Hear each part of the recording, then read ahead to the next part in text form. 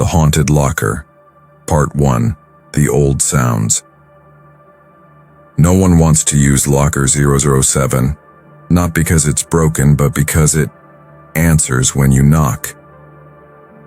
Ridgewood High School, with its endless hallways and grayish-blue classroom doors, looked like any other suburban American school. Here, the bell shrieked every 45 minutes. The scent of canned cafeteria food drifted lazily through the corridors, and rows of lockers lined the walls, where students plastered stickers, secretly stashed love notes, or hid their phones like they were guarding national treasure. There was only one difference. Locker number Ceoz 7. The locker row starting with 0 was located along the west corridor, where late afternoon sunlight was usually blocked by the gymnasium's brick wall. Locker 007 sat at the very end of the row, and even though student lockers were assigned randomly, no one was ever forced to use that one. Ms. Hargrove, the staff member in charge of locker assignments and records, put it bluntly. That one's jammed. But that wasn't the real reason. The kids knew it. The adults just didn't want to talk about it. Because a student had gone missing, right there at that very locker, and he was never found.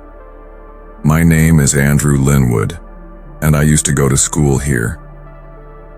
Back in 11th grade, I walked past that locker every day without giving it a second thought. My friends joked that 07 was the entrance to the Upside Down. One time, Joey dared me to knock 3 times on it. I did, and we heard a knockback. We ran off laughing like maniacs. When you're 16, you don't think anything is truly dangerous. You believe everything can be explained by science, or that someone's just messing with you. But now I'm 29, living in Boston, recently laid off, recently dumped, and I just got a call from Ms. Hargrove. Andrew, we're short-staffed at the school. You used to be one of our good students. Can you fill in as a teaching assistant for 3 weeks? The pay's not bad. I thought, why not? A change of scenery might be nice. Coming back to Ridgewood as an adult, not a bad idea. I didn't plan on going anywhere near Locker 007, but life doesn't work that way. I was assigned to supervise after-school classes and assist with a few extracurriculars. The first day went by normally, even boring to be honest. That was until I had to do a quick check of the west hallway at 5:30 p.m., not a soul in sight. The fluorescent lights flickered rhythmically overhead, casting soft, wave-like reflections across the grainy tile floor. And then, I heard knocking. Knock. A single dry tap. I turned my head. No one. I took a few more steps. Another sound. Knock, knock. This time I was certain it came from the last locker. Locker 007, I scoffed. Probably just mice, I muttered to myself. But you know that feeling, right? When your spine goes cold and your palms start to sweat, even though your rational mind insists everything's fine. I took out my phone and started recording. Just a few seconds later, another sound. A faint creak like an old hinge being gently pulled. I approached the locker. The lock was still hanging there, but not latched. The door sat slightly ajar. Just enough for a sliver of greenish ceiling light to slip through. I hesitated and did the dumbest thing I could have done. I opened it. Inside, there was nothing, except for a crumpled old sheet of paper, taped to the inner wall with yellowed masking tape. On it written, "If you hear knocking, don't answer." I took a step back. Who wrote this? When and why answer? That night I couldn't sleep. I went online and searched for information about the disappearance, and just as I remembered, Benjamin W. Thompson, 16 years old. went missing on the last night before winter break in 2005. Reportedly entered the school around 7 p.m. to retrieve something he'd left behind, and then no one ever saw him again. The last person to speak to Ben was the principal, who had since retired and left no explanation in the records. The next day I returned to Water with one goal: to find out what really happened, and that's when everything began to spiral out of control. The Haunted Locker. Part 2. The Hidden File and the Final Journal. Entry. The next day, I arrived early. The school was still empty. Morning light streamed through the large glass windows, sweeping across the hallways as if flipping through old memories. I went straight to Ms. Hargrove's old office, the one that stored student records from over 2 decades ago. "I'd like to review the file of a former student," I said, trying to sound casual. "Name? Benjamin Thompson went missing in 2005. She looked up from her computer, frowning as if she'd just heard the name of a ghost. "Ben, that's right, that kid. Such a shame." I asked, "Do you still have his file?" After a few moments of hesitation, she pulled open a metal drawer with a dry creak and began rummaging. When she pulled out a brown folder, she gripped it tightly for a few seconds before handing it to me, as if she were passing on a secret that should have stayed buried. I opened the file on an empty student desk. Inside were the usual things: ID photo, academic records, a warning letter about skipping class, and one strange item: a crumpled sheet of paper that didn't belong to any official school form. A journal page, written in blue ink. Double-spaced, sloppy, as if written in a rush or by someone afraid. December 12th. Last night I heard knocking from my locker. 3 knocks.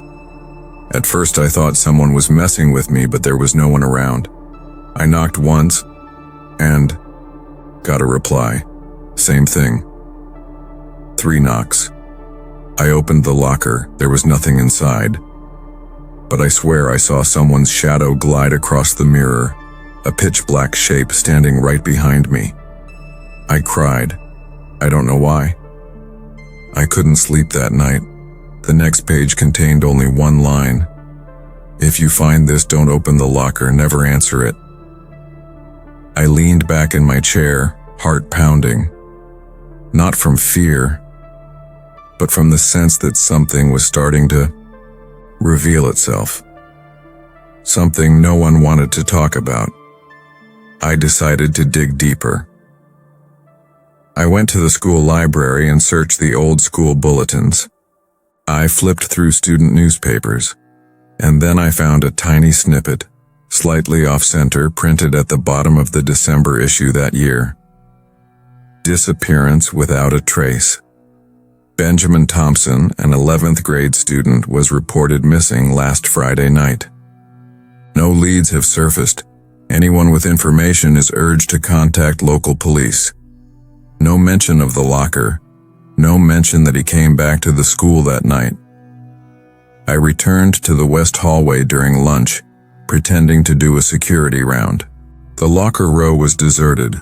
007 still sat there, silent and dark, like a forgotten door. I stepped closer, letting my hand rest lightly on the handle. Ice cold. I thought of the journal, the warning: never answer. And then, like driven by a thought I couldn't resist, I tapped lightly on the locker. Knock, knock, knock. I held still, heart racing, and then, from inside, knock, knock, knock. I stepped back, hand trembling slightly. No way. There was no one inside, no passage behind it. I went to school here. I knew the layout of this hallway by heart. That knock couldn't be an echo. It was a response. That night, I couldn't sleep. I left my room light on and sat in front of my laptop, reading old articles about supernatural phenomena, school disappearances, and rumors of doors that should never be opened. One article mentioned a phenomenon called residual haunting, when a moment of extreme emotion gets trapped in a space, playing over and over like a stuck recording. But the knocking, it replied to me. That wasn't residue. It was a conversation. The next morning I asked Ms. Hargrove for the locker key. What do you want with it? I need to check inside. Maybe there's a rodent or something. Fine, just don't try anything weird. A few students said they've seen that door open by itself at night. She handed me the key. Her hand was ice cold. That evening I returned to the west hallway, alone. I stood before the locker. My hand trembled as I slipped the key into the lock. Half of me wanted to know what was inside. The other half screamed at me to run. The lock clicked. I opened the door. Nothing. Just darkness, empty space. But as I leaned down for a closer look, I saw a small scratch inside, as if someone had dragged their fingernail across the metal. And right then, I heard breathing. Right next to my ear, I spun around and the hallway was empty, but the air had changed, heavier, colder, as if I wasn't alone anymore. The Haunted Locker. Part 3. The Mirror Watcher and the Second Disappearance.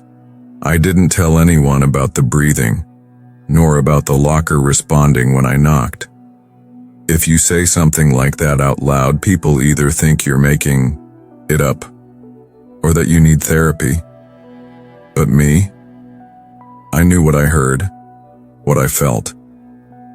3 days later, a second missing person appeared on the school bulletin.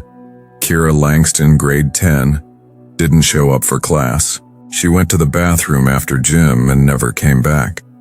Her parents assumed she skipped school, but classmates said they last saw Kira walking toward the west hallway where locker 007 was.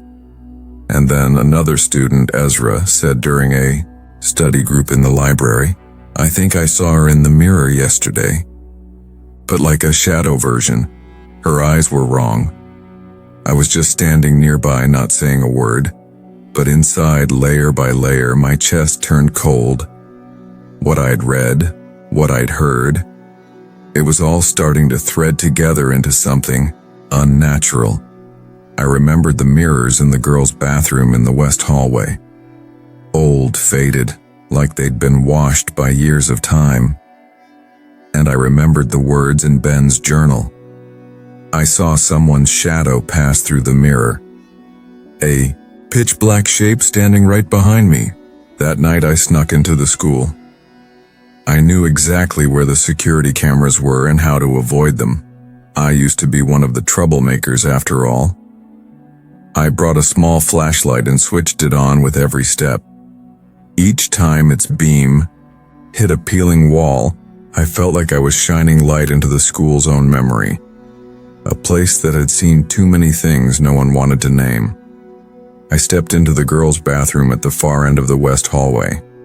In the mirror, it was me. But the dim light made the reflection off, a little out of sync, like it moved half a second slower than I did. I raised my left hand. The figure in the mirror raised its right. Slowly, hesitantly, almost reluctantly. And then it blinked again and smiled. I didn't smile. I spun around. No one behind me. A cold wave surged up my spine like sea foam. My vision blurred. I had to grab the sink for balance, and when I looked back at the mirror, the reflection was gone. I bolted. Didn't dare look back. My flashlight fell to the floor and rolled in a circle, its beam tumbling like an eyeball. Looking for an exit in the dark, I got home, tried to sleep. But in my dream, I stood in front of locker 07. And this time, I didn't knock. But someone inside was knocking. 3 knocks, then 4, then 5. Then, a pitch-black hand reached out through the crack of the door, each finger thin and bony like a skeleton. I woke up to the sound. Knock. Knock, knock. Coming from the closet in my room. There's no metal locker in here, just a normal wooden wardrobe. I walked over, put my hand on the knob, and stopped. Didn't open it. Not now. The next morning, the school was in chaos. A maintenance worker named Carl had gone missing during the night shift. Last time he was seen, on the security camera in the west hallway. The lights flickered, the feed turned grainy, and then he walked toward locker 07. The camera cut out. I started keeping a journal. Like Ben did, I needed a place to hold the fragments together, or I'd lose my mind. October 24th. I think the locker is a gateway. Not a big one, but just wide enough for a memory or a lost soul to slip through. It needs someone to knock, to know that something still exists outside. And if you knock back, you become its next link. Later that day, I passed locker 007 again. This time I didn't knock, but I heard whispering, not with my ears, but like it was inside my mind. A boy's voice, small, sad. Is anyone out there? Please, please don't leave me alone. The Haunted Locker. Part 4. The Old Photograph and the Truth About Ben Thompson. 4 days after the maintenance worker's disappearance, the school began taking temporary measures. They sealed locker 007 with black and yellow tape and slapped a paper sign on it that read "out of order." It was laughable, really, as if you could seal off a doorway to hell with office tape. I decided to dig through the school's old records, technically not legal, but I had a contact at the local library. Greta, the elderly librarian who'd lived through nearly every principal this school had ever had. I asked her about Ben Thompson. She hesitated, then silently pulled out a thick file. The paper yellowed and brittle, like the 1980s were decomposing right there in front of me. He was smart, she said, but there was something in his eyes, a fear that never left. Not fear of bad grades, a fear of being found. I flipped through the documents one sheet at a time until a class photo slipped out. Class 11B, year 1987. Ben Thompson stood in the back row. But what was strange was the far right corner of the photo. There was one person too many. A student with a blurred out face as if smeared with ink. His hand rested on Ben's shoulder, and Ben, in this one single photo, wasn't smiling. I looked closely at the back of the blurred boy's shirt. There was something like a number, Moaz 07. That night I returned home and pinned the photo to my bedroom wall. I set my phone to record in time-lapse, acting on a vague gut feeling. By morning, I reviewed the video. At exactly 3:17 a.m., the photo trembled slightly, like something brushed it. And for exactly 3 seconds, that blurred face turned toward the camera. I didn't sleep that night. The next day, I reopened Ben's journal, the final page. There was nothing, pure white. I flipped back one page. On it, there was only a single line. If you're reading this, do not go back to locker 07. Don't, even if it calls your name. But that's the one thing I couldn't do, because that afternoon I heard it call. It wasn't moaning, it wasn't knocking. It was a voice whispering my name, clearly, precisely, and pleadingly. Liam. I was in the library, the window open, a breeze drifting in. The whisper came from the west hallway. I closed my book, stood, and walked. I knew I should turn around, but something, or someone, was pulling at a piece of me. As I entered that hallway, the air thickened, the smell of mildew, rusted iron, and stale peppermint lozenges, cold and rotten. Locker 007 was still taped up, but there was something I hadn't seen before. A handprint. Pressed against the tape, a small hand, with the pinky finger bent as if broken. I crouched down, looking closer, and for the first time I heard crying, not wailing, not screaming. A soft, repeating sob, like a child who's been lost. Please, don't leave me. I slid to the floor, sat with my back to the wall, arms around my head. I felt like I was falling. The locker doesn't kill you. It doesn't swing open and swallow you whole. It waits for you to get close. It rusts time. It rusts memory. And it devours pieces of you through belief. If you believe there's something inside, it grows stronger. If you call its name, it remembers. And if you listen to it, it will whisper forever. The Haunted Locker. Part 5. The Experiment and the Faceless Reflection. You know that feeling when you're about to do something stupid, and deep down, you know you absolutely shouldn't. That night, I went back to the school with a camera, a high-powered flashlight, and a mirror. I know, it sounds ridiculous, but something about that class photo, the blurred face and the whisper from earlier, made me believe. It was connected to images, reflections, mirrors, maybe whatever's inside the locker doesn't have a face, or can only manifest when someone looks through a lens or into a mirror. Some kind of visual parasite, I thought, and exactly at 3 a.m. I set up the camera facing locker 07. I propped the mirror at an angle so it would reflect the locker door. Then I sat down, a safe distance away, and waited. At first, nothing. Just the soft tick-tick of the overhead fluorescent light and the wind slipping through the glass door cracks. The camera screen displayed a quiet, almost sleepy image. I nodded off for 5 seconds, just 5. Then I heard metal brushing against metal. Soft.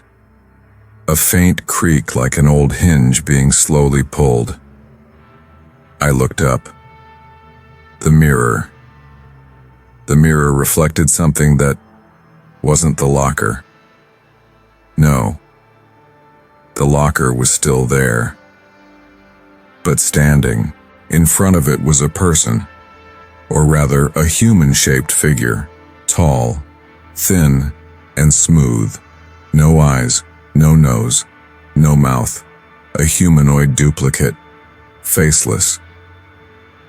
I turned around. In real life, there was nothing there. No one in front of the locker. But in the mirror, it was still there, standing still. Like it was looking at me, even though it had no eyes to see. I turned the camera toward myself and saw myself in the mirror, without a face. I panicked and smashed the mirror. Glass shards flew in all directions like a scream shattering, mid-air. When I looked back at the camera feed, it was gone. I left the school that night, told no one, left no explanation, said nothing to my friends. I didn't know if I was being haunted or if I'd been marked by something far bigger. The next morning I reviewed the footage. Everything was exactly as I'd seen. That smooth figure just standing there, but one detail made my blood run cold. It didn't just appear in the mirror. It appeared in my eye. The camera caught my gaze looking directly at the lens, and in the reflection of my pupil, was it? Started seeing it in other places. The glossy surface of the school library's printer, the glass doors of the subway at night, even in the eyes of other people when they smiled at me. Just a flash, man, but I knew it was spreading. The next evening, I received an anonymous text. You opened the mirror.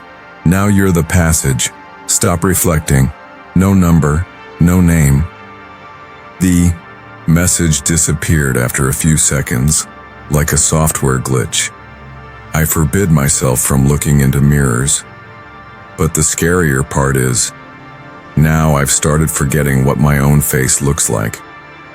Once when I knocked on my mother's door, she opened.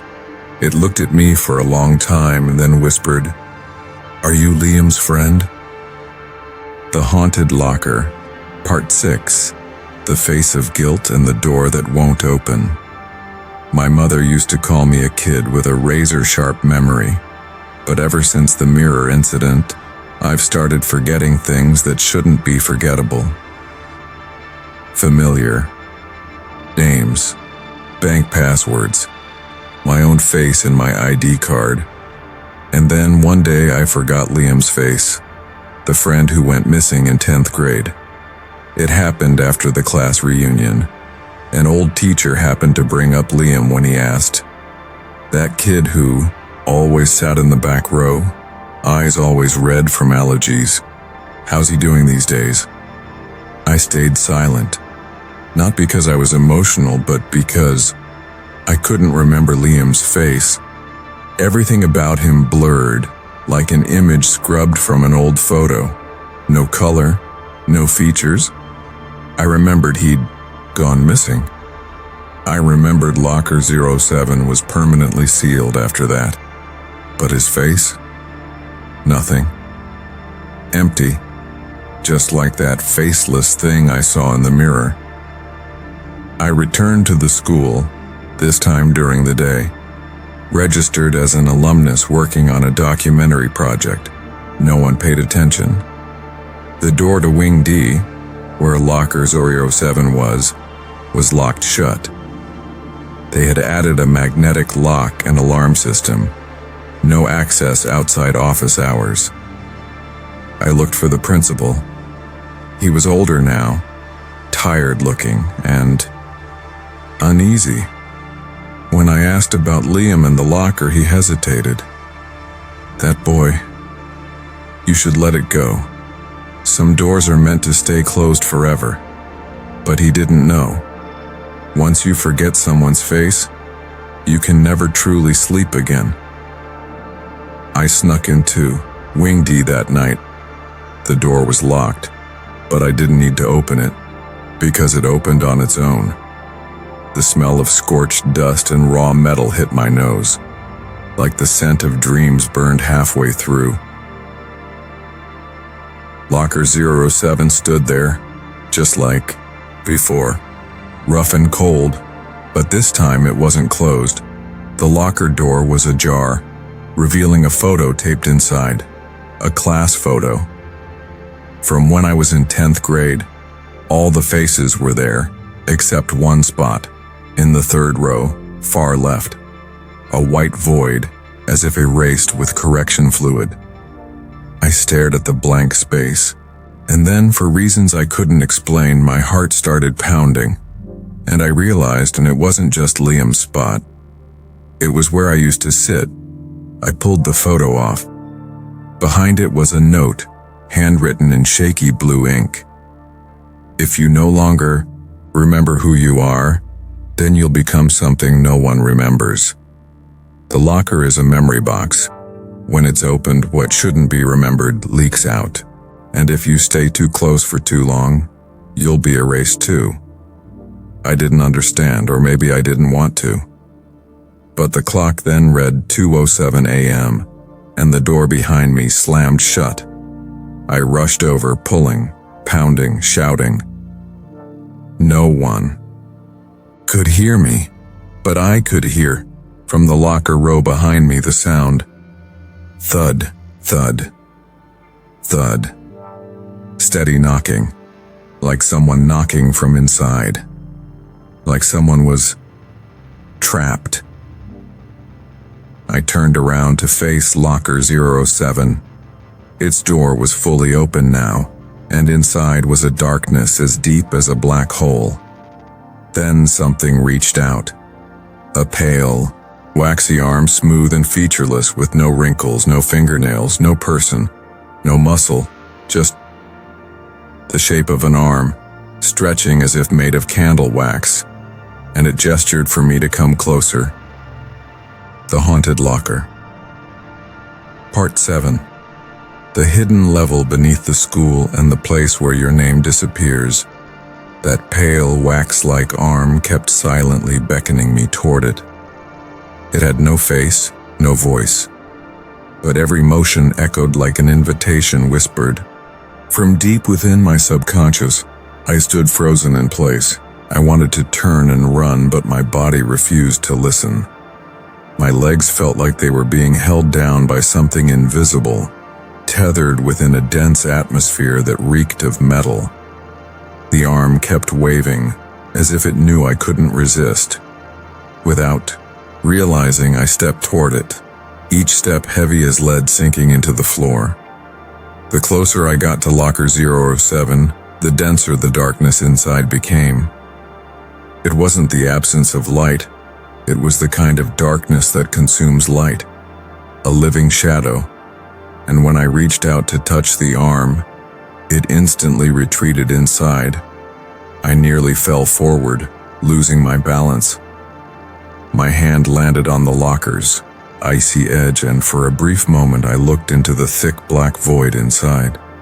It wasn't a locker anymore.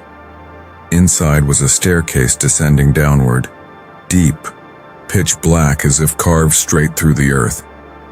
My heart jolted like it was trying to escape my chest.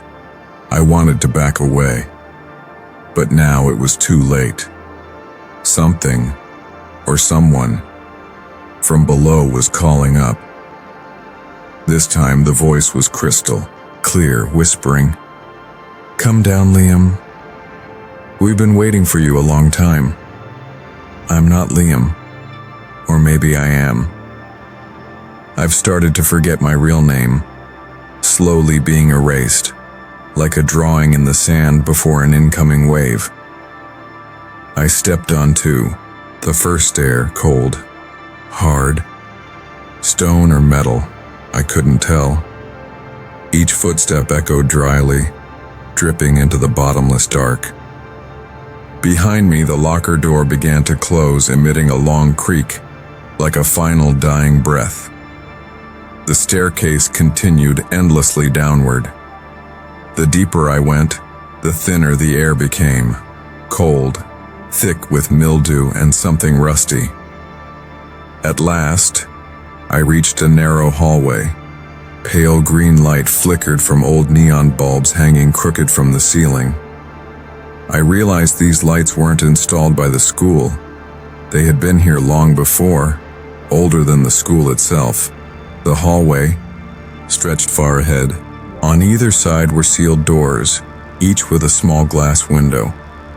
And behind each pane of glass were faint, blurry faces, no eyes, no nose, no mouth. All turned toward me, like moths drawn to light. I walked past each door quietly, avoiding eye contact, but I could feel it. Behind every door stood someone, or something that once was someone, waiting for someone to open the door, to free them. At the very end of the hallway stood a larger door, metal with no window.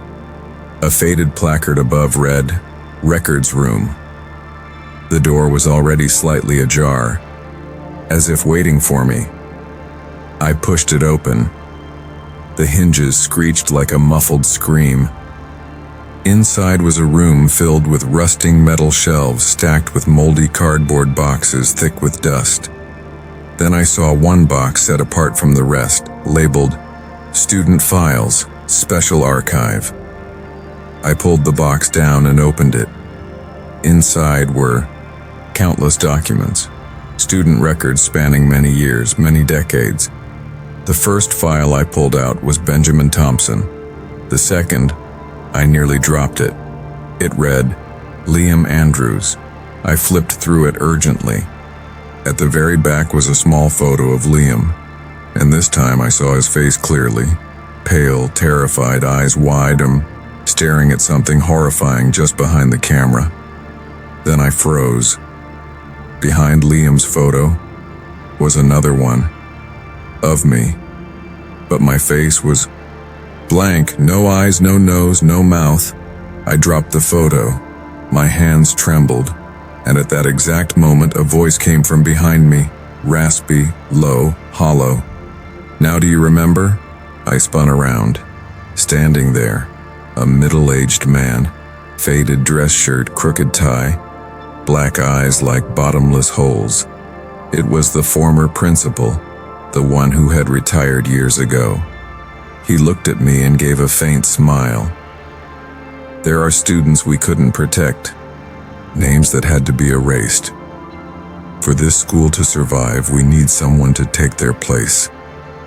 I shook my head, backing toward the door. But the door had already slammed shut. I pounded on it, screamed, but no sound came out. The principal walked slowly toward me, placing a hand on my shoulder, cold, numb, like the hand of a wax figure.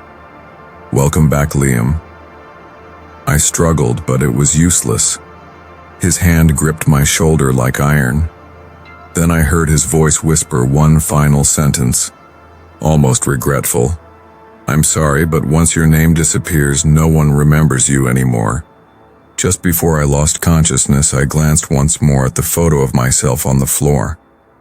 My face in the image had started to fade, bit by bit, until it was gone completely. And in that final moment, I realized I was never Liam. But it didn't matter anymore, because the name I once had, the face I once wore, had been erased completely by this school. The Haunted Locker, Part 8. The Keeper of Secrets and the Names That Were Forgotten. I woke up on cold, damp ground. My head throbbed as if someone had filled it with rocks, freezing and unbearably heavy. The only light came from a small bulb, dangling overhead, flickering weakly. I didn't know how long I'd been there. An hour? A day? A lifetime? This room, if you could even call it that, had no windows, no visible door. Just 4 gray stone walls, rough as if carved out from deep underground. In the far corner, a figure sat curled in the shadows, motionless. I crawled upright, my throat burning dry. "Who's there?" The figure stirred slightly, slowly turned toward me. An aged face emerged beneath the dim light. I recognized him immediately. It was Mr. Carl, the maintenance worker who had gone missing not long ago. "You've arrived," he said, voice raspy. "I've been waiting a while." "You're Carl, right?" He nodded faintly. "I used to be, but down here names don't matter anymore." I stepped closer. Carl looked at me with clouded eyes, lost as if a fog had swallowed whatever was once inside. "What's happening here?" I asked. He exhaled, the sound scraping his throat like rusted metal. "This school has existed for a very long time.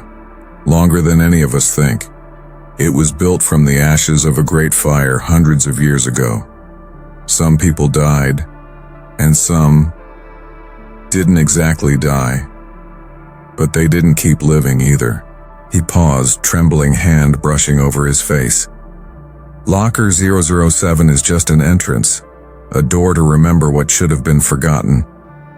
But when you open the door, you also allow what's on the other side to remember you. What is it? I whispered, almost not wanting the answer. Memory, he said.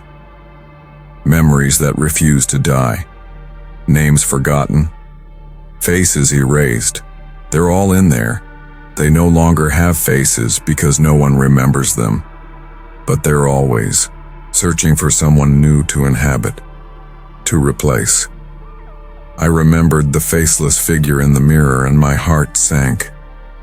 Why me? Because you were near it once, long ago. We all were, back when we were students. But only a few of us ever heard it call, answered it, opened it. Carl looked straight at me, his voice now pleading. You have to choose now. Either forget everything, become part of this place, one of them, or escape and find a way to seal the door again, but that won't be easy. How do I escape? Carl fell silent for a long moment, then pointed upward toward the ceiling. There, a small metal hatch was set into the stone. That's the only exit left. But to open it, you'll have to give something up. Give up what? A memory, he whispered. The most important memory you have. I stared at the tiny hatch, my chest tightening. What if I don't? Then you'll be part of this place. A forgotten memory, an erased name, a face no one will ever recognize again. I swallowed hard, hands trembling. What about you? Why haven't you escaped? Carl gave a sorrowful smile. I've already forgotten my most important memory. Now I have nothing left to give. I stood there, mind spinning. What was my most important memory? Family? Friends? My own face? I couldn't even remember myself anymore. Everything was slipping slowly, bit by bit, but I knew I couldn't stay. Couldn't become one of those faceless shadows. I'll do it, I said softly. I'll sacrifice it. Carl nodded, his eyes shimmering with what might have been tears. Think of the memory you want to forget. Focus on it. Then, push the hatch open. I closed my eyes. My heart pounded. The harder I tried to recall the memory, the more it tried to slip away. And then finally, I clung to an image. Me and Liam, on a sweltering summer day, sitting on the grass behind the school, eating ice cream and laughing. I knew that if I chose this memory, I would lose Liam forever. But I had no other choice. I screamed, threw my entire body into pushing the hatch. It creaked, cracked, and slowly opened, revealing a faint shaft of light. Before climbing out, I turned to look at Carl one last time. He gave a gentle nod, eyes filled with understanding. Go, and don't ever come back. I pulled myself through the hatch, crawling up a dark tunnel, moist earth clinging to my clothes. Eventually, I saw daylight, and I emerged, collapsing, onto the grassy field behind the school. The sun had risen. I lay there gasping, but when I stood up, I felt empty inside. I looked around. Suddenly, the school felt completely unfamiliar. I couldn't remember why I was here. And when I looked into the classroom window nearby, my reflection stared back at me. A face I didn't recognize. I no longer remembered who I was. The Haunted Locker. Part 9. The Traded Memory and the School That Never Existed. When I stood up from the grass behind the school, for the first time in my life, I didn't know who I was. I still had faint memories of sunlight, of the cool taste of ice cream melting on my tongue, of someone's laughter ringing through the air. But their face was gone. In its place was a blank space, stinging like a fresh burn. I looked around. The school behind me stood in silence, its windows dusty, its walls aged like they'd been there for 100 years. But inside me it felt utterly foreign, like a dream I'd never had. I walked out of the school grounds, each step light, as though I were walking on a distant planet. I asked myself where I was going, but no answer came. This city, this street, these buildings, they all felt familiar, yet I recognized none of them. I stepped into a nearby convenience store. The cashier greeted me with a friendly smile. "Good morning, what can I get you?" I opened my mouth to respond, but I couldn't even remember what my voice sounded like. I grabbed a cold bottle of water and placed it on the counter. "You okay?" the cashier asked, studying me. "You look a little out of it." I nodded weakly, muttering, I'm not sure. I think I fell or something. My head's kind of fuzzy." He nodded sympathetically. "Maybe you just need some rest. Want me to call someone for you?" I was about to shake my head, then realized I didn't know if there was anyone to call. I reached into my pocket and pulled out my wallet. Inside were my personal documents. But when I opened them, I froze.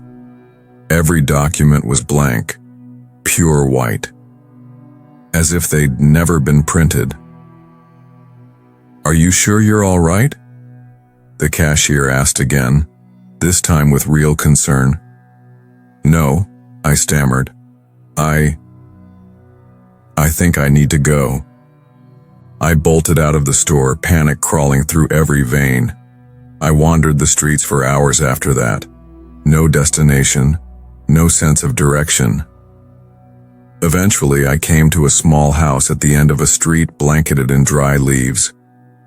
I didn't know why I'd come here, but my feet seemed to move on their own. I knocked gently. An elderly woman opened the door. Her eyes widened slightly in surprise, then softened into a warm smile. "Are you one of Liam's friends?" The name struck me. Liam. So familiar it hurt, but I couldn't remember who he was. I think so," I answered quietly. She welcomed me in, made tea, then sat across from me. Her eyes kind but tinged with sadness. "Liam used to talk about you all the time," she said, voice trembling. "You two were inseparable. After he disappeared, you moved away. I never saw you again." I looked at her, a guilt I couldn't explain rising in my chest. "I'm sorry, but who was Liam?" She stared at me, stunned. "You truly don't remember anything?" I shook my head. My heart ached like it was being crushed in a vice. She stood, walked to a drawer and pulled out an old photo. She handed it to me. In the picture were two boys around 15 years old, arms around each other, smiling brightly under the summer sun. One of them had pale blue eyes, eyes I recognized as my own. The other was Liam. I knew because their names were written on the back. "You were Liam's best friend," she said softly. "But after he vanished, you left too." I clutched the photo, trembling. Flickers of memory began to surface, blurry like reflections in rippling water. "Do you remember him?" she asked, hopeful. I want to," I whispered, tears rolling down my cheeks. "But I can't remember his face anymore." She gently placed a hand on my shoulder. "Maybe you tried to forget because it hurt too much, but I don't blame you. There are things we have to forget just to survive." I left her house late that afternoon, my heart unbearably heavy. That night I returned to the gates of Ridgewood High. The amber glow of the streetlights cast long shadows over the crumbling walls, a layer of dust from time itself.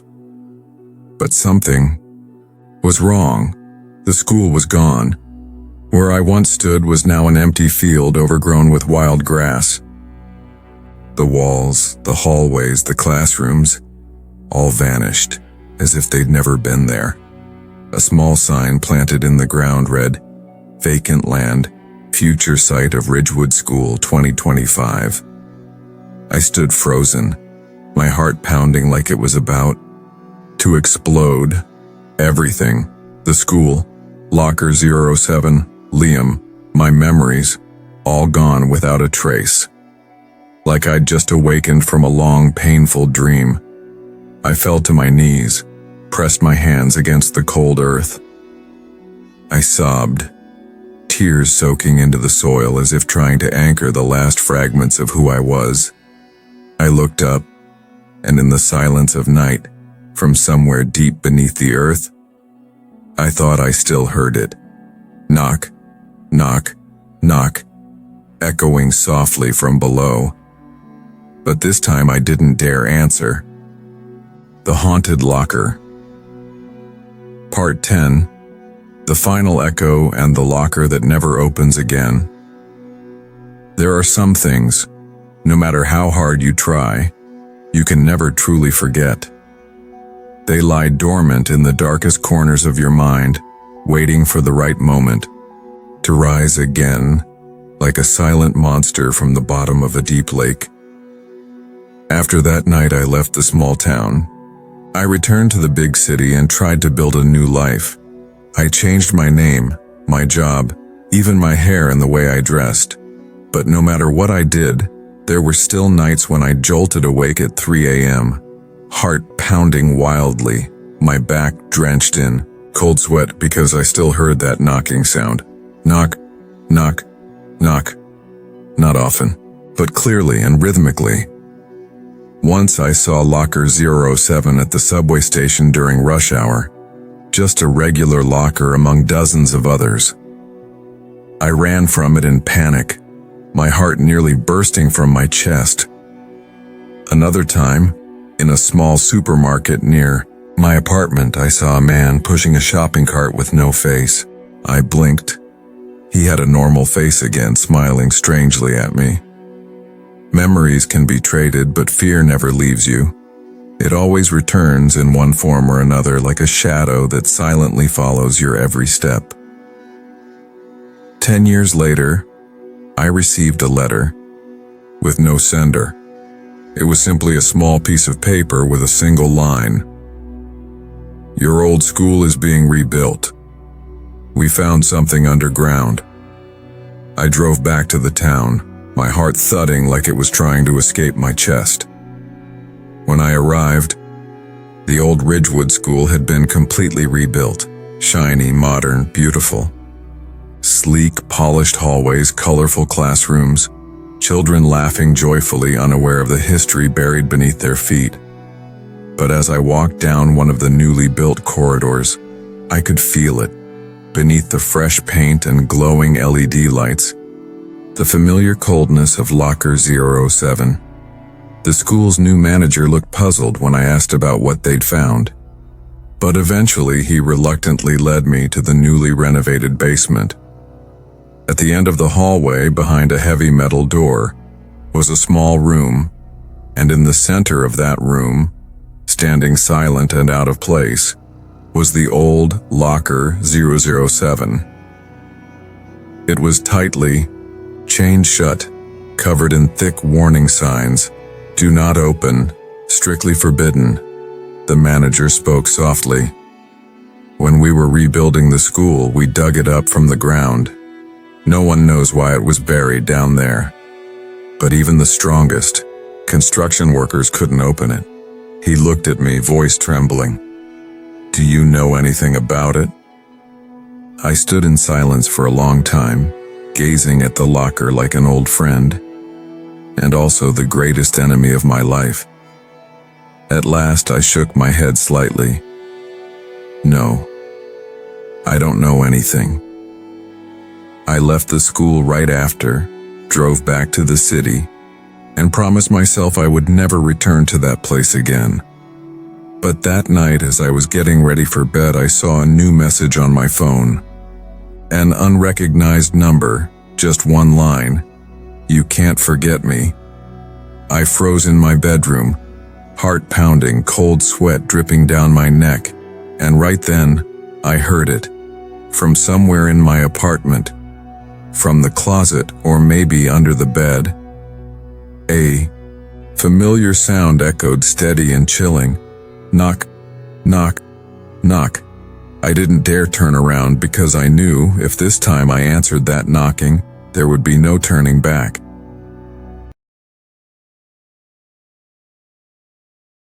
Hello everyone, I'm Ceoz Stories. Thank you for staying with me until the very last moment. If that story gave you chills, made you jump, or simply kept your eyes glued to the screen, don't hesitate to hit the like button to support the channel. Share this video with friends who enjoy these sensations too, and don't forget to leave a comment with your thoughts, or even share strange things you've personally experienced, because I'd love to immerse myself in your stories as well. If you're eager to keep exploring untold mysteries, shadows that remain nameless, then subscribe to the channel and turn on the notification bell. A new door will open every day. Are you ready for the next story?